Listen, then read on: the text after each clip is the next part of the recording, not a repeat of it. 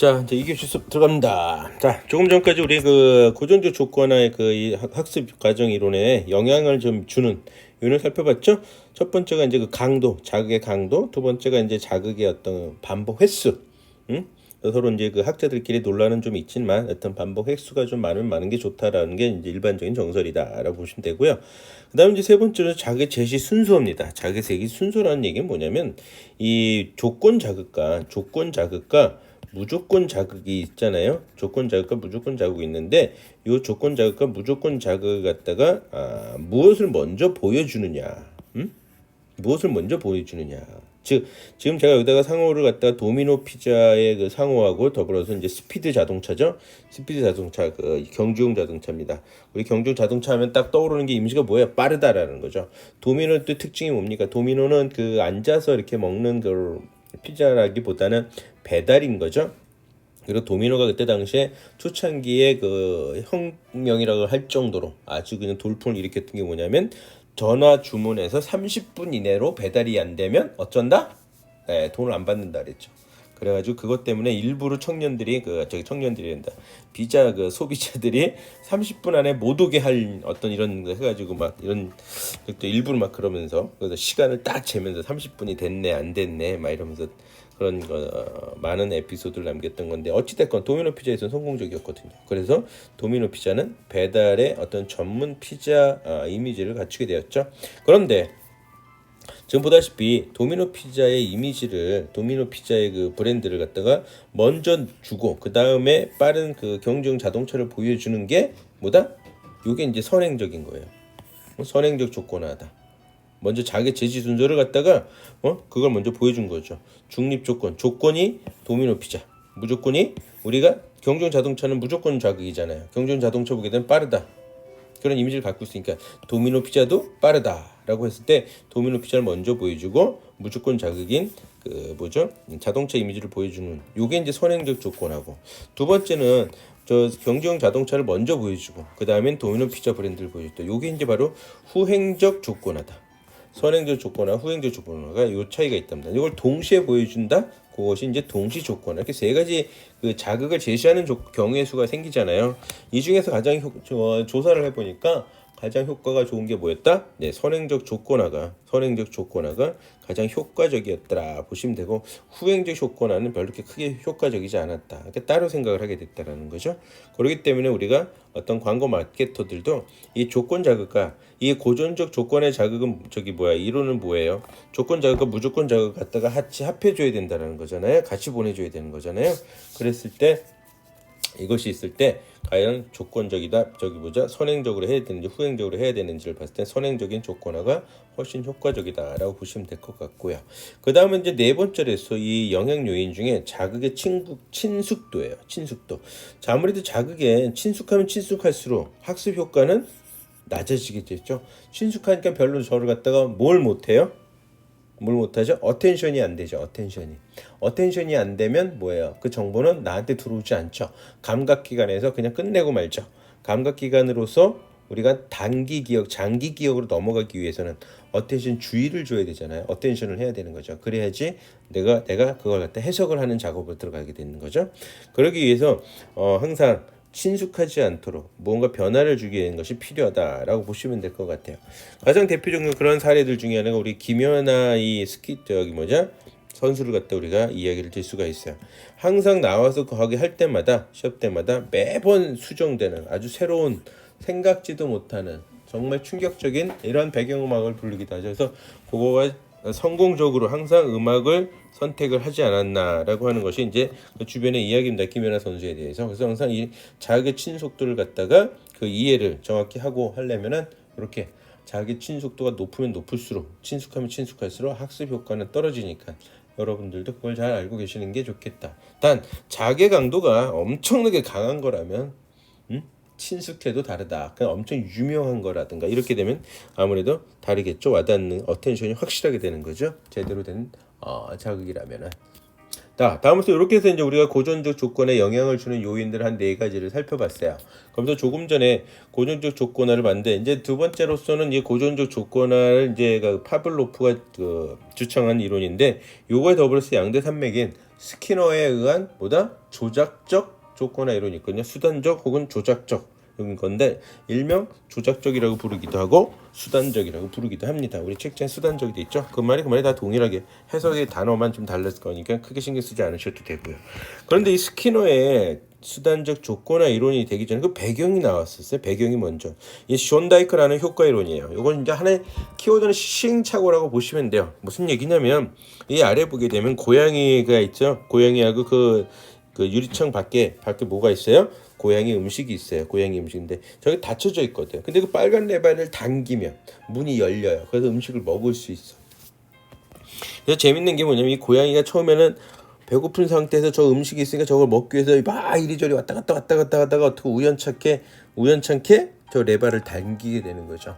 그러다가 문을 열고 와서 먹고 들어와요. 근데 또 다음에 또 했는데 우리 인간 같으면 바로 그 빨간 레발 당기겠죠. 근데 그렇지 않고 또 고양이가 왔다 갔다 하다 또 어떻게 우연찮게 빨간 레발 당기면서 문을 열어서 또 가서 먹고 그러는데 재밌는 현상이 벌어지기 시작했던 게 뭐냐면 처음엔 저 문을 열었을 때는 30분 걸리던 게 두 번째는 한 20분, 세 번째는 한 10분. 좀 있더니 그냥 바로 문을 열게 되는 몇 번 더 반복을 하니까 요러면서 시행착오로 의한 그걸 갖다가 우리가 그 손다이크 학자가 발견을 했죠. 그래서 효과 이론, 시행착오 이론이란 이런 얘기들도 있어요. 어찌 됐건 그런 연습을 통한 거죠. 반복적인 연습을 통해서 이런 효과를 누릴 수 있었구나라는 걸 우리가 알 수 있어요. 이렇게 쇼다이크의 효과 이론 혹은 시행착오 이론 이런 것이 바로 스키너의 조작적 혹은 수단적 조건화 이론을 갖다 만들어내는 바탕이 배경이 됐었다라고 보시면 되고요. 이 스키너가 이 그 스키너 상자를 만들 때 이렇게 생각 보시면 돼요. 저 소리가 들리고 빨간불, 파란불이 나오고 요게 이제 하나의 광화물들이에요. 그래서 자기가 그 레버를 갖다 누르게 되고 그걸 잘못 누르게 되면 빨간불 켜졌을 땐 레버를 당기고 파란불 켜졌을 때는 레버를 밀고 뭐 이런 식으로 하게 되고 그거를 잘못하게 되면 밑에는 뭐예요? 전기가 흐르는 그리드예요. 철선이에요. 그러니까는 강화 뭔가 칭찬과 같은 이 사람한테 혜택을 주는 먹을 걸 주는 이런 걸 주거나 아니면 처벌 혼을 내는 갑자기 잘못 누르게 되면 밑에 전기가 흐르게 돼서 깜짝깜짝 놀라게 하는 이런 식으로 하게 된다라는 거죠. 그래서 좋은 것과 그는 소위 얘기해서 당근과 채찍을 주면서 이 사람 이 쥐라든가 비둘기 원래 처음에 이제 비둘기를 해서 비둘기 상자라는 표현도 썼는데 이 동물들이 거기에 맞춘 행동들을 하기 시작을 했다라는 거죠. 그래서 조작을 한 거예요. 소위 얘기해서 소리가 들리거나 빛을 보이게 하거나 그러니까 소리와 빛으로써 그거를 조작을 하게 되고 그다음에 이 동물들이 대상되는 동물들이 레버를 누르고 당기고 하는 걸 제대로 다 하기 시작하면 먹을 거가 나오고 아니면 잘못 누르게 되면 밑에 전기가 흐르게 되는 이렇게 해가지고 변하게 시켰다. 그 행동 자체를 변화를 일으켰다. 즉 학습을 일으킨 거죠. 그래서 빨간불이 나오면 레버를 누르면 안 되고 파란불이 나오면 레버를 눌러야 되고 소리가 들리면 레버를 누르면 안 되고 소리가 안 들릴 땐 레버를 이런 식으로 해서 학습을 시키게 되었다라는 거죠. 이 스키너는 그래도 파블로프하고 심리학자인 왓슨의 영향을 받았는데 참 재밌는 게 변호사들이에요. 변호사들이고 영문학을 전공해서 영문학을 강의를 하다가 영문학에 대해서 하다가 갑자기 이렇게 심리학자로 빠졌던 건데 이 심리학에서는 정말 빼뜨릴 수 없는 상당히 중요한 인물 중에 한 사람이 스키너다라고 보시면 될 것 같아요.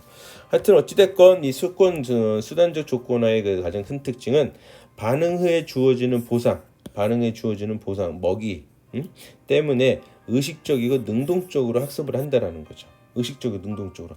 아까 그 고정적 조건화는 뭐예요? 수동적이었잖아요. 내가 보여주는 거죠.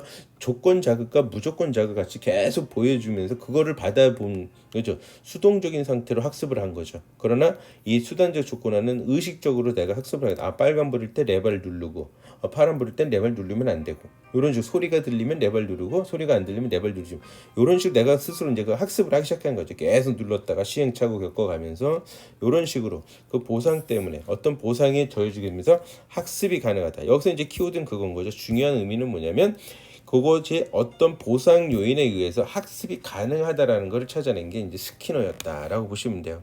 그래서 스키너가 한때 그랬죠. 어떤 아이를 갖다 놔도 자기가 교육시키는 방법에 따라서 천재도 만들 수 있고 바보도 만들 수 있다라는 이야기도 했었던 것이 스키너라는 학자죠. 그때 우리가 하나 알아둬야 할 단어가 하나 있어요. 강화라고 리인포스먼트라고 강화라는 것은 뭐냐 그 어떤 보상 이 어떤 보상이 강하라는 거죠. 그 보상은 좋은 게 우리가 숙주 표현해서 좋은 게 있을 수도 있고 나쁜 것이 있을 수 있고 벌이라는 체벌이라는 이런 것이 있을 수 있다라는 건데 어떤 그걸 뭐다 강화라고 한다. 그래서 이 강화에 의해서 뭐가 가능하다? 학습이 가능하다라고 보시면 될 것 같아요. 즉 학습이 가능하다는 얘기는 뭐야? 결국 이 강화를 통해서 뭐한다? 인간의 행동을 갖다가 뭐한다? 통제가 가능하다라는 거죠. 그래서 그걸 찾아낸 것이 스키너고 요거 이론이 조작적, 수단적 조건화 이론이다라고 보시면 될 것 같아요. 이런 것은 이제 우리 방금 얘기한 여기서는 가장 키워드는 뭐예요? 강화예요. 근데 강화가 그 네 가지 종류로 나타내 줄 수가 있습니다. 긍정적인 강화, 바람직한 행동을 했어요. 바람직한 행동했을 때 긍정적인 강화를 준 거죠. 선호 자극을 제공해 주는 거죠. 그 다음에 이제 바람직한 행위를 했을 때 부정적 강화도 있겠죠. 이건 뭐예요? 혐오 자극을 제거를 해주는 거야. 막 밑에 막 전기가 막 흐르고 있다가 똑바른 제대로 된 일을 했다. 바람직한 행위를 했다. 그러면은 그거를 갖다가 없애버린다라는 거죠. 그렇죠? 그렇게 해주는 거죠. 이건 이제 혐오 자극을 갖다 제거하는 방법이 있겠죠. 그 바람직한 행위를 갖다 증가시키기 위해서 이거 행동을 통제하는 겁니다. 바람직한 행동을 갖다가 하게 하기 위해서는 긍정적인 자극을 선호하는 자극을 주거나 아니면 혐오하는 자극을 제거하는 방법이 있겠고 다음에 이제 바람직한 행위를 감소시켜야 되겠죠. 잘못하는 걸 고쳐야 된단 말이에요. 이거는 첫째 선호하는 자극을 갖다가 제거를 하는 거죠. 좋아하는 것 같아 TV를 꺼버리는 거. 말 안 들어? 그럼 TV를 꺼버려. 말 안 들어? 핸드폰을 뺏어버려. 이런 것이 뭐예요? 선호 자극을 갖다가 제거하는 거죠. 그 다음에 아예 벌을 주는 거죠. 만약 잘못됐다. 그럼 혐오 자극을 제공하는 거죠. 관광객들한테 혐오 자극을 제공하는 건 뭐예요? 관광지에다 담배꽁초를 버린다, 쓰레기를 버린다. 그러면 페널티를 물린다. 벌금을 내게 한다. 요거는 혐오 자극을 제공. 돈 내는 거 좋아하는 사람 아무도 없죠. 그렇죠? 페널티 내 돈 생돈 같은 내 돈을 갖다 낸다라는 요런 것이 혐오 자극인 거예요. 그 혐오 자극을 제공하게 해버리는 거죠. 그래서 관광객들이 관광자원 국립공원 같은 데서 못된 짓을 못하게 하기 위해서는 어떻게 한다? 혐오 자극을 제공하는 이러한 페널티를 적용시킨다라고 보시면 될 것 같아요. 그래서 이 수단적 조건화에서는 중요한 게 강화다. 그래서 강화를 갖다 어떻게 이용하느냐라고 말씀드릴 수 있겠어요. 근데 이걸 갖다 이제 그 조직 이론을 경영에서 보게 되면 이 조직 이론에서 그 이용하는 것들도 있어요. 그 조직 구성원들이 보유한 역량을 최대한 끌어내는 효과는 과연 뭘까? 과연 뭘까? 방금 이제 긍정적인 강화를 해주는 게 좋은가, 부정적인 강화를 해주는 게 좋은가? 라고 봤을 때 어떤 목표량을 달성했을 때 정적 강화를 갖다 수행 패턴과 부주적 강화의 수행 패턴을 봤더니 어떻게 돼요? 참 재밌는 게 정적 강화가 확실히 이겼다라고 볼 수 있겠죠. 어느 목표점을 다루는 건 비슷하게 올라가요. 목표점이 다르는 건 거의 똑같이 올라가지만 그 이후의 단계를 보게 되면 긍정적 강화, 정적 강화인 패턴이 더 훨씬 생산성이 높았다. 부적 강화에 대한 수행 패턴은 오히려 목표 달성까지는 좋았지만 그 이후로는 확실히 생산성이 더 이상 발전이 없더라는 사실이죠. 딱 그까지만 하고 만다라는 거야. 부적 강화는. 그러나 정적 강화는 목표 달성을 해도 계속 발전을 해나간다라는 거죠. 그래서 조직 구성원들을 갖다가 관리할 때는 이게 바로 조직적 조건화 이론에 의해서 긍정적 강화를 더 하게 되는 이런 관리를 해줘야 된다라는 것도 우리가 알 수 있겠습니다. 자, 이런 행동주의 이론의 조건화 이론에서 그 마찬가지로 그 영향 요인이 바로 강화인데 이 강화를 갖다 계획을 해야 돼요. 어떤 강화를 갖다 계획을 해야 되는데 강화를 어떻게 줄 거냐? 강화를 갖다 제시하는 그 강화물을 갖다 제시하는 즉 보상을 제시하는 구체적인 방식을 갖다 우리가 이제 계획을 짜야 되겠죠. 그게 강화 계획인데 연속적으로 줄 수도 있는 게 부분적으로 줄 수도 있는 겠죠. 그래서 목표 반응식 강화물을 계속 제공해 주는 것이 연속적이고 계속적인 거죠. 부분적으로 간헐적으로 주는 것은 목표 반응 가운데 일부만 주는 거죠. 매번 주는 경향이 아니다. 그래서 이거는 어떻게 비율 강화가 있고 간격 강화가 있다. 그러니까 시간적으로나 어떤 반응 보일 때마다 주는 이런 계획을 짤 수가 있게 되는 거죠. 이것은 강화 제거에 대해서 좀 더 자세히 이야기를 하다 보면 비율 강화, 조금 전에 얘기했듯이 강화 계획은 연속적으로 주는 건 상관 뭔지 이제 딱 아셨잖아. 근데 부분 강화는 크게 두 가지로 나눠준 거야. 비율 강화와 간격 강화가 있다라는 거죠. 고정 비율, 고정 비율에 따라서 n번마다 여러분들이 이제 가장 간단하게 왜 10번 커피 시켜 먹으면 한 번 무료 있죠. 그게 고정 비율 강화 계획이에요. 10번 도장 찍으면 한 번 무료. 요것이 이제 그다음에 이제 변동 비율은 어떤 그렇게 딱 고정적인 비율이 아니라 정확하게는 그런 게 없어요. 언제 나오는지 잘 몰라. 어? 언제 나오는지 잘 몰라. 근데 여기에 우리가 더 빠지는 경향이 있다. 그게 뭐죠? 우리가 카지노 게임, 응? 복권. 여기 미치는 이유가 다음엔 나올 것 같거든. 아까 고정 비율 강화 계획은 어때요? 고정 비율 딱딱 나올 때를 알잖아요. 9번 찍었으면 다음에 가면 공짜라는 걸 알기 때문에, 공짜가 하나 나온다는 걸 알기 때문에 딱 되지만은 이 변동 비율 강화 계획이, 그래서 카지노 게임이라든가 복권 같은 것들이 이 변동 비율 강화 계획을 갖다 많이 이용한 거예요. 그래서 다음에 꼭 내가 터질 것 같거든. 다음에 꼭 내가 복권에 당첨될 것. 그래서 계속 사게 만드는 거죠. 계속적으로 사게 만든다는 사실. 그래서 변동 강화계획은 그거라는 거죠. 그래서 카지노 게임 복권 하게 되면 바로 이해가 되실 겁니다. 간격 강화입니다. 정해진 시간에 따라서 반응을 나오게 하는 건데, 이거는 뭐죠? 백화점의 정기 세일 같은 거 있죠? 10주년 혹은 봄맞이 혹은 가을맞이, 이런 것들이 뭐다? 백화점의 정기 세일 같은 것이 고정 간격에 어느 간격을 두고 하는 거죠. 그 다음에 이제 변동 간격이죠. 평균적으로 이제 그런 게 없어요. 언제 강화물이 나올지 몰라.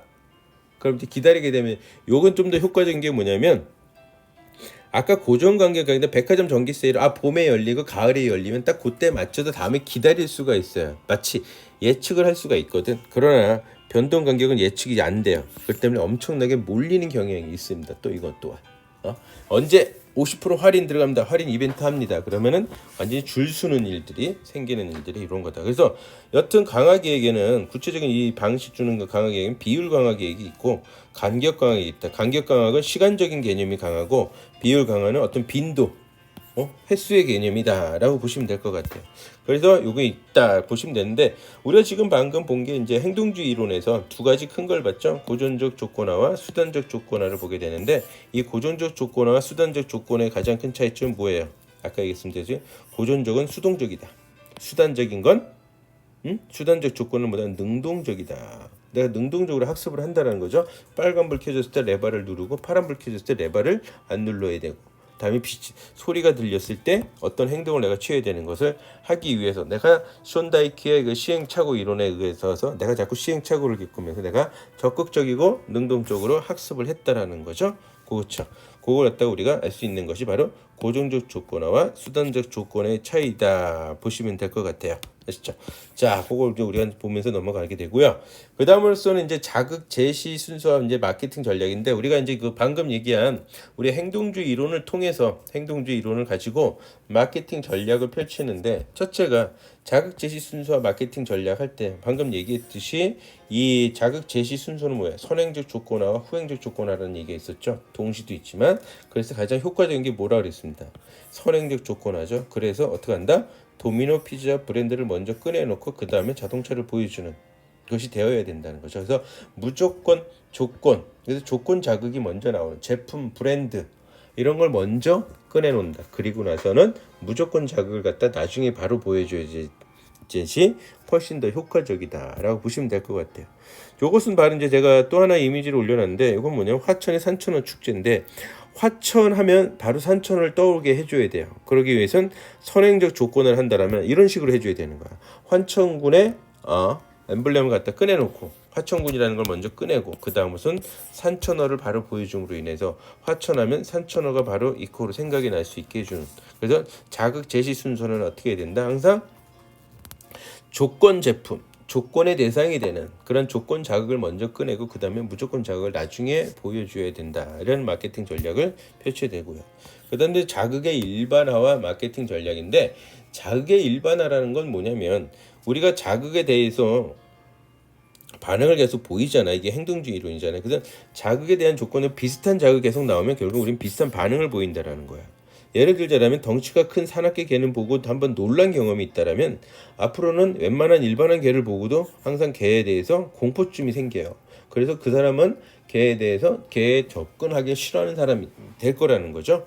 그런 개가 있을 수 있고 그렇지 않은 개도 있을 수 있는데, 자극에 대해서 처음에 그 사납게 생긴 개가 막 멍멍한다는 그 소리에 놀래가지고 어릴 때 놀래고 나면 그렇게 되는 거죠. 그래서 어떤 사람들은 그런 거 있잖아요. 어릴 때 먹었던 음식 한 번이 각인이 되면 그거와 유사한 자극에 대해서 다들 싫어하는 거죠. 그런 것이 이제 자극의 일반화다. 근데 이런 자극의 일반화를 통해서, 이 자극의 일반화라는 그 이론을 통해서 마케팅 전략이라는 게 있어요. 가족 브랜드를 구축하는 방법이 있고요. 두 번째는 제품의 계열을 확장하는 전략이 있고, 세 번째는 미투 전략이 있다라는 거죠. 이 미투 전략인데, 요거는 결국은 뭐냐면 이게 자극이 유사하단 말이죠. 자극이 비슷해요. 자극이 비슷하면 반응도 비슷하다라는 건데, 따라서 선도 기업은 그 자극을 갖다가 항상 차별화를 치러야 되는 거죠. 그러나 후발 기업은 자극이 유사한 걸 강조를 하게 되는 거예요. 그래서 후발 기업들은 세컨 기업들은 그 기업체들은 자극의 일반화 자극 전략을 많이 사용을 해요. 자극의 일반화. 혹은 오래된 상품, 또 그 장수 상품. 그럼 브랜드 자체가 수명이 되게 긴 거예요. 지금 같이 있는 경우도 여러분들이 태어나기 전에 생겼던 새우깡이라든가 이런 것들은 장수 상품들이죠. 바카스라든가 이런 것들은 어떻게 한다? 유사함을 좀 더 강조하는 경향이 있다. 차별하기보다는. 아시죠? 그래서 가족 브랜드는 이런 게 있습니다. 맥심이라는 게 있습니다. 원래 맥심이 근데 이게 성공적이 됐어요. 성공적으로 하다 보니까 맥심에서 모카 골드로 나누는데 맥심이라는 단어를 버리질 않죠. 응? 맥심을 그냥 계속 사용을 한다. 하나의 패밀리로서. 맥심의 패밀리야 이거. 맥심의 패밀리를 갖다 이용한다. 이게 자극의 일반화, 비슷한 반응을 보이는 거죠.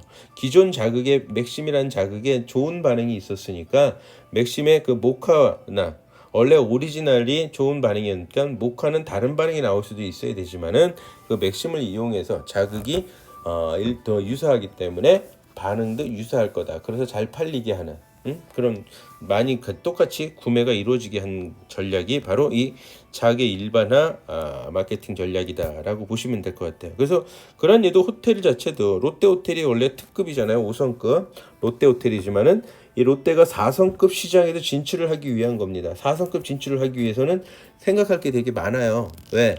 롯데의 5성급이라는 그걸 갖고 있는데 이 4성급을 잘못 진출을 하게 되면 그 어떤 이미지라든가 이런 거가 추락할 수도 있단 말이죠. 잘못되면 품격 아니네 이런 수도 있지만은 새롭게 4성급은 시장을 놓칠 수는 없으니까 들어갑니다. 이랬을 때 이용하는 방법이 롯데도 그렇다고 그래서 새로운 신 브랜드로서 롯데를 사용하지 않고 신 브랜드를 이용하게 될 경우는 성공의 가능성은 어떻게 될지 모르거든요.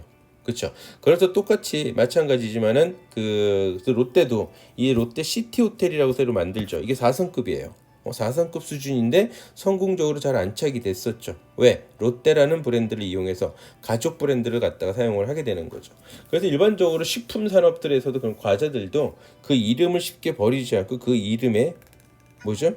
그 이름에 가족 브랜드라는 걸 나타내려고 노력들을 하게 되는 거죠. 그래서 유사한 반응이 나오게 한 것이다 라고 보시면 될 것 같아요. 자, 그래서 이 홀리데이인도 전 세계적으로 가장 유명한 이 홀리데이인이 원래 이 홀리데이는 특급은 아니죠. 엄밀히 얘기하면 롯데보다 한 단계 떨어지는 4성급이고 좀 좋게 표현하면 4.5성급 준특급 정도 수준이라고 할 수 있지만 이게 3성급을 만들어서 호텔 그 홀리데이 익스프레스라는 이런 가족 브랜드를 사용해가지고 시장에 진입을 한다. 이것이 다 바로 가족 브랜드를 구축해가지고 자기의 일반화를 이용한 거다 보시면 되죠. 그 다음에 제품 계열 확장 전략이라는 게 있어요. 제품 계열 확장 전략은 뭐냐면은 이 제품 계열 확장 전략은 그 동일한 유통을 이용하거나 동일한 제품을 아니면 유사한 계열의 제품들을 자꾸 만들어내는 거죠. 저예산 제품. 그래서 화이트 진로라는 것이 원래 이게 화이트가 맥주잖아요. 근데 맥주에다가 진로를 같이 판매를 시작을 했습니다. 이건 뭐냐면 맥주 어차피 술을 좋아하는 그런 술 시장에 술 소비 시장에 화이트는 유통 경로를 갖고 있죠. 거기에 소주를 안 친 거죠. 그 유통 경로를 똑같이 이용을 한 겁니다. 그러니까 결국엔 뭐예요? 동일한 유통 경로를 이용한 제품의 계열의 이걸 확장 전략이라고 할 수 있다라는 거죠. 제품의 계열의 확장 전략 중에 하나다라고 보시면 될 것 같고요. 동일 유통 경로를 이용하니까. 또한 여행사들 같은 경우 어떠한 그 예약하는 것들 이게 항공권을 예약하는 거나 호텔을 예약하는 거나 기차를 예약하는 거나 유람선을 예약하는 거나 버스나 렌터카를 예약하는 건 뭐예요? 동일한 유사한 계열인 거죠. 동일한 계열의 제품을 갖다 판매를 하는 겁니다. 그래서 이런 것들이 뭐냐면 그 제품 계열을 갖다 확장하는 전략이다라고 보시면 돼요. 자극이 여행사니까 여행사가 무조건 비행기표를 사야 돼, 기차를 사야 돼, 유람선은 버스, 렌터카 개념이 살짝은 다르지만 일반적으로 봤을 때는 여행사는 그런 걸 해준다라고 자극을 입다가 그런 동일한 유사한 자극으로 보게 되고 그런 유사한 자극과 유사한 반응이 나온다라고 보시면 될 것 같아요. 이런 것들이 제품 계열의 확장 전략이라고 할 수 있습니다. 그 다음에 이 자극의 일반화의 세 번째 중에 미투 전략이죠. 미투 전략. 동일한 거. 아예 똑같은 거를 갖다 공략을 하게 되는 건데 제가 지금 현재 괌과 사이판 이미지를 올려놨어요. 대한민국에서 약 비행기로 4시간 반 정도 소요됩니다. 원래 당초에는 괌은 대한항공만 다녔어요. 그리고 이 사이판은 아시아나항공만 다녔습니다. 그렇지만 LCC가 그전까지는 조용했던 아무도 건들지 않았던 이 곳을 갖다가 LCC의 출현으로 인해서 LCC가 처음에는 국내만 하다가 해외를 공략을 시작을 했죠. 해외 공략을 시작하면서 LCC가 어떻게 했다? 대한항공이 제주항공이라든가 이거를 이용을 해서 사이판을 갖다가 둘 다 황금 노선이었거든요. 황금 노선을 공략하기 시작했고 특별히 새로운 제품이 아니에요.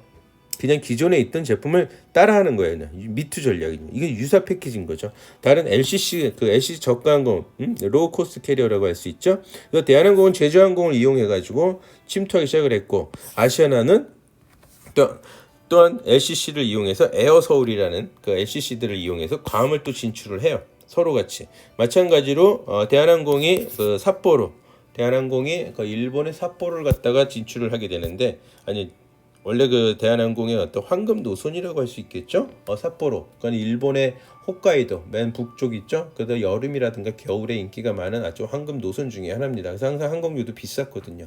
그러나 아시아나가 동일하게 그냥 진출을 해버리는 거죠. 요건 잠깐 다른 얘기지만 여행 업무지만은 그래서 대한항공이 원래 예전에는 이 황금 노선 중에 하나가 어디였냐면 프랑크푸르트였어요. 프랑크푸르트. 근데 우리나라 그 룰 중에 항상 그 좌석이 100석이면 80석 이상이 넘어가게 되면 다른 항공사 취향을 갖다가 허용을 해주고 80% 이하면은 허용을 안 해줍니다. 다른 항공사의 더 새로운 취향을. 그래가지고 일부러 대한항공 측에서 그런 적이 옛날에 있었죠. 어떤 식이냐. 항상 80명 이상을 안 넘겨요. 더 이상 안 팔아. 일부러. 왜? 아시아나가 못 들어오게 하려고 이렇게 막았던 적이 있지만 그걸 갖다가 이제 다 밝혀내고 아시아나가 프랑크푸르트, 파리 다 취항하기 시작했던 거죠. 다들 미투 전략이야. 유사 패키지. 다른 여행사들이 다른 항공사가 다른 호텔이 하는 서비스가 정말 괜찮다 그럼 따라서 하는 거. 이것이 뭐냐? 자극이 유사하면 반응도 유사하기 때문에 하는 자극의 일반화 마케팅 전략이라고 보시면 될 것 같아요. 자, 그러면서 제 마케팅 전략 중에서 자극의 그 반복 효과를 가지고 한번 여러분들 질문 한번 던져볼게요. 광고 예산이 1억 8천만 원입니다. 1회 광고는 100만 원이에요.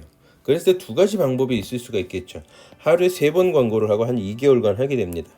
그러면은 1억 8천만 원을 다 써요. 또 하나 방법은 하루에 한 번만 광고하고 한 6개월간 광고한다. 여러분들은 어떤 걸 취하시겠습니까? 하루에 3번 광고를 하고 2개월 동안 하루에 3번 하는 광고를 취하겠냐? 아니면 하루에 한 번 광고하고 6개월 동안 광고를 하는 걸 취하겠느냐? 어떤 걸 선택을 하시겠어요? 이렇게 던지면 여러분들은 답을 하면 안 되죠. 이런 식으로 답을 던지죠. 어떤 제품이냐에 따라 틀린 거죠. 새롭게 진출하는 거냐, 신제품이냐 이런 거게 될 경우에는 고객들한테 분명하게 반복적으로 계속 그 브랜드를 익혀버려야 되거든요. 그러기 위해서는 하루 3회 2개월간 광고를 하는 방법을 사용을 해야 되는 거고요. 그렇지 않고 어떤 생활용품으로서 꾸준히 사용하고 있는 거다. 그렇다고 해서 광고를 안 하게 되면 고객들의 뭐에서 빠져나간다? 상기되는 상품에 대해서 대상에서 대안의 평가에 들어오지도 못하는 이런 상품이 안 되기 때문에 들어오지도 못하는 상품이 되면 안 되니까 잊어버리지 않게 항상 상기될 수 있도록 해야 되기 때문에 잊지 않게 하기 위해서 하루에 한 번 정도에서 6개월간 광고를 하는 이런 방법 선택을 해야 된다는 거죠. 그래서 이렇게 자극을 제시하는 반복의 효과도 어떻게 해야 되느냐는 그 제품의 성격에 따라서 또한 광고로 다시 광고 방법을 선택을 해야 된다라고 보시면 되겠습니다. 자, 다음으로서 이제 광고 계획과 또 마케팅인데 여러분들 그 빈도 마케팅이라 그래서 이제 이건 이제 뭐냐면 항공사들이 가장 많이 사용하는 방법 중에 하나죠. 이제 요즘 최근 들어서는 하나투어, 모두투어도 또한 어디죠? 참 좋은 여행사들도 이 빈도 마케팅을 이용하게 되는데 제품이나 서비스를 그 횟수나 혹은 그 양에 대해서 하는 것만큼 보상을 해주는 마케팅 프로그램을 하고 있죠. 죄송합니다. 뭐냐면 아시아나나 항공사들이 하게 되는 ABC 프로그램, 그러니까 항공 마일리지를 쌓게 해주는 거죠. 그리고 하나투어, 무드투어나 첨부원들도 이용하는 사람 고객들한테 1% 같은 그 어떤 정해진 퍼센테이지만큼 항상 마일리지 쌓게 해주는 요것이 바로 빈도 마케팅인 거예요. 그래서 고객들이 다른 항공사, 다른 제품을, 다른 서비스를 선택하지 않고 이 제품을 계속 이용하게 하는 것이 바로 이 강화 계획에 따른 빈도 마케팅이다라고 보시면 돼요. 요거는 이제 조작적 조건화의 마케팅 전략이 되겠죠. 조금 전까지는 고정적 조건화의 마케팅 전략이라고 치면 이것이 빈도 마케팅, 강화 계획에 따른 빈도 마케팅은 조작적 어떤 수단적 조건화에 따른 마케팅 전략이다라고 보시면 되는 거죠. 그 다음으로서는 이제 그 무료 샘플, 그때 판매를 갖다 촉진하게 되는, 판촉 전략이에요. 요거는 일단 무료 견본 샘플을 제공해 준가, 쿠폰 할인 쿠폰을 준다든가, 정기적 어떤 할인권을 준다든가, 아니면 정기적인 할인 판매를 한다든가, 이러한 것들은 뭐예요? 전부 다 강화 계획에 따른 판촉 전략이다라고 보시면 돼요. 이것도 마찬가지야. 행동주의 이론인 조작적, 수단적 조건화에 대한 마케팅 전략이라고 할 수 있겠습니다. 그래서 이게 재밌는 게 그 아이들이 같이 그 자연보호 활동이라든가 이런 거 보게 되면 배지를 주고, 이 배지 주는 게 대단해요. 엄청난 겁니다. 배지를 그 가슴에 달아주고 한다. 요건 이제 칭찬과 같은 배지거든요. 그럼 칭찬 그 이 효과가 강화 효과가 되게 커요. 이걸 안 주는 거하고 주는 거하고 분명히 확연히 차이가 난다. 그래서 배지도 달아주고 칭찬도 해주고 하게 되면 자연보호 활동에 훨씬 더 적극적이다라고 보시면 될 것 같아요. 그래서 역시 칭찬은 고래도 춤추게 한다라는 어떤 강화물 중에 하나죠. 자, 그 다음에 이 버짓이라는 그 카 렌터 회사가 있는데, 렌트에서인데 이 친구들도 상당히 성공적으로, 원래는 저기 보이지도 않던 렌터카였는데 넘버 3까지 치고 올라오는 강화 계획을 세웠던 거죠. 어떤 강화 계획을 세웠냐면 이 친구들은 업그레이드, 즉 나는 아반떼를 신청을 했습니다. $100를 주고 아반떼를 신청을 했는데 딱 가서 받을 땐 소나타를 해주는 거예요. 소나타를 신청을 하면 그랜저를 해주고, 그랜저를 신청하면 한 단계 더 올라가는 거죠. 그랜저. 그 다음에 그랜저 신청을 하게 되면 뭐 외제차를 빌려준다는 등 이런 식으로 버짓이라는 렌터카는 또 강화 계획을, 그런 식으로 강화 계획을 짜가지고 강화물을 제공해서 마케팅에 아주 성공적인 사례 중에 남아있는 것 중에 하나입니다. 그래서 강화 계획, 그것도 여러 가지가 있을 수 있다라고 보시면 될 것 같고요. 네? 보다시피 프리 업그레이드, 돈을 더 받는 거 아니에요. 그냥 업그레이드 공짜로 해준다라는 거죠. 그 다음에 이제 그 행동주의 이론의 조형과 마케팅 전략인데, 요것도 이제 그 강화한다면 정적 강화가 있고 부적 강화가 있다 그랬잖아요. 그래서 목표에 바람직한 행동을 취했을 땐 보상을 주지만 반대되는 행동을 취했을 땐 벌을 주는 거죠. 그래서 바람직하지 못한 행동을 없애버리기 위해서, 요거는 이제 우리가 가장 많이 사용하는 데가 어디냐면은 동물들 서커스예요. 서커스 여기 많이 활용이 되죠. 동물들이 조련사가 원하는 행동을 취하게 되면 먹이를 주죠. 어떠한 그런 보상을 주게 되고, 그 반대들을 하게 되면 회초리를 한 대씩 벌을 제거하죠. 요거 한가 갑자기 옛날 생각이 나는데, 그 왜 코끼리 갖다 훈련시킬 때 보게 되면 아우 저 벌 주는 게 정말 잔인하더라. 그 닦고 다니는 막대기 끝에 꼬챙이가 달려 있거든요. 그 꼬챙이를 갖다 퍽퍽 때리니까 그 코끼리들이 그 두꺼운 피부를 뚫고 들어가서 때리니까 아주 그냥 직업하고 놀래는 모습을 몇 번 본 적이 있는데 참 좀 잔인하기도 하죠. 여튼 이런 식으로 그 바람직하지 못하는 행동에서 벌을 줌으로 인해서 하는 게 되는데, 이걸 갖다 조형이라 그래요. 조형. 조형이 뭐냐면은 우리가 왜 돌 같은 거를 갖다가 이렇게 끌이라든가 이런 거 망치로 이렇게 때려가지고서는 필요 없는 부분은 쳐내고 필요한 부분만 살려내고 하는 거죠. 거기서 따온 게 조형이잖아요. 그래서 조형이라는 심리학에서 사용을 합니다. 그래서 조형과 마케팅 전략은 이런 거다라고 보시면 될 것 같아요. 그래서 면세점 같은 경우에도 끌어당기기 위해서, 고객을 불러들이기 위해서 뭘 하냐, 가이드들한테 먼저 하게 되죠. 일부러 가이드들한테 뭘 준다? 손님을 모시고 오면 한 사람당 얼마씩 어떤 인센티브들을 제공을 해주게 되는 거죠. 그러니까 가이드들은 그러한 인센티브, 보상을 받는 거죠. 그런 보상을 받기 때문에 고객을 모시고 면세점을 안내해드리는 이런 형태를 취한다라고 보시면 될 것 같아요. 자, 그래서 다음으로 이제 인지주의입니다. 우리 학습 과정의 이론에서 방금까지 우리는 행동주의, 고전적 이론과 그 다음에 수단적 이론을, 우리가 조건의 이론을 봤죠. 두 가지 살펴봤고, 이제 세 번째로서 큰 주제인 인지주의, 어떤 제가 정보 처리 과정 중에 중심으로 한다 그랬죠. 인지주의 학습으로는 잠깐 쉬었다 하도록 하겠습니다.